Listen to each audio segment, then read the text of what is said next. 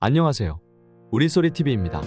이 사진은 한국의 유명 아이돌 아이즈원 장원영과 일본 개그맨의 키 차이를 나타내는 사진입니다. 남녀 간 최고의 키 차이는 14에서 16cm 정도로 알려져 있는데요. 사진에서 보이는 장원영과 일본 유명 개그맨의 키 차이도 16cm 정도로 일본에서도 화제가 될 만합니다. 일본인들 사이에서 한국인의 키가 크다는 것은 자주 알려진 사실입니다. 한국인들이 자주 찾는 관광지로 유명한 오사카, 후쿠오카 등에서 한국인을 구별하는 쉬운 방법 중 하나가 키가 큰 사람은 높은 확률로 한국인이 맞다고 합니다. 한국인과 일본인은 같은 동양인인데 왜 이렇게 키 차이가 나는 걸까요?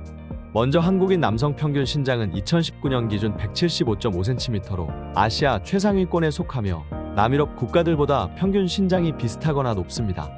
이에 비해 일본인 남성 평균 신장은 170에서 171cm 정도라고 합니다. 사실 조선시대 유럽 선교사들의 기록을 보면 조선인들의 골격이 주변 나라에 비해 장대하고 키도 훨씬 컸다고 하는데요.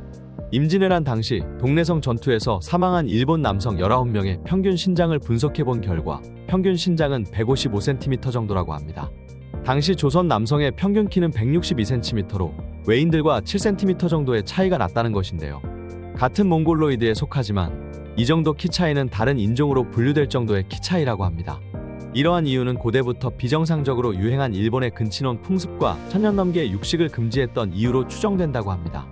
현대에 들어서도 한국인의 평균 키는 조금씩 상승하고 있지만 일본의 평균 키는 정체 이후 오히려 소폭 감소 중이라고 합니다. 한류로 인해 한국 배우와 아이돌들이 세계에서 주목받는 지금 같은 동양인에 속하는 일본과 한국인의 키 차이는 해외 커뮤니티에서도 자주 궁금해하는 주제라고 합니다. 다음은 일본의 반응입니다. 한국의 학생들은 180을 넘는 녀석들이 엄청나게 많더라. 기본적으로 170은 넘기는 것 같았어.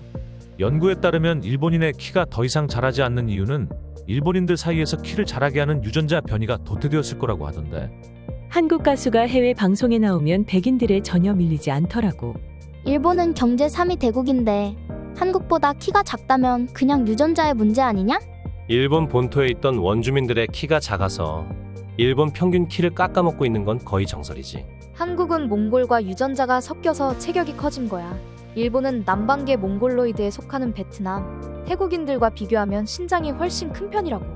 저번에 한국 여행을 가니까 140대의 여자들은 한 번도 못 봤어.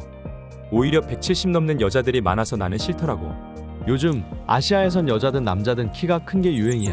국제 결혼 시장에서 일본인이 인기가 없어진 이유 중 하나는 키가 작기 때문이라고 했어. 일본인은 세계의 최장수 국가로 유명해. 건강을 위해 소식하는 문화가 발달했지. 한국에는 그런 게 없고 먹방 같은 게 유행이잖아. 한국 패션쇼를 봤는데 여자들 키가 비정상적으로 크더라.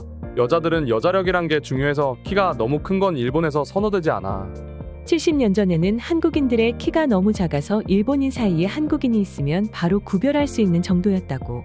학교 음식도 문제야. 한국 급식을 보면 음식이 다양하게 나오는데 일본의 경우 야끼소바 빵이나 메론빵 같은 게 자주 나오잖아.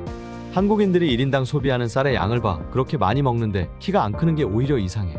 키는 중요하지 않아. 한국인들의 경우 키가 커지는 만큼 머리 크기도 커지는 것 같던데. 한때 일본인의 키가 아시아에서 제일 컸던 때도 있었어. 178은 넘는 일본 모델들도 많고 말이야. 얼마 전 미국 유튜버가 일본 남성들은 키가 작아서 자기 취향은 아니라고 했던 게 생각이 나네. 일본의 식문화가 문제라고 생각해. 한국인들처럼 강제로 고기를 많이 먹게 만들면 아마 아시아에서 제일 키가 큰 나라일걸? 일본은 비만율이 최고로 낮은 나라야. 그에 비해 한국의 비만율은 계속 늘어나고 있지. 키가 큰 것보다 건강이 훨씬 중요하다는 뜻이야.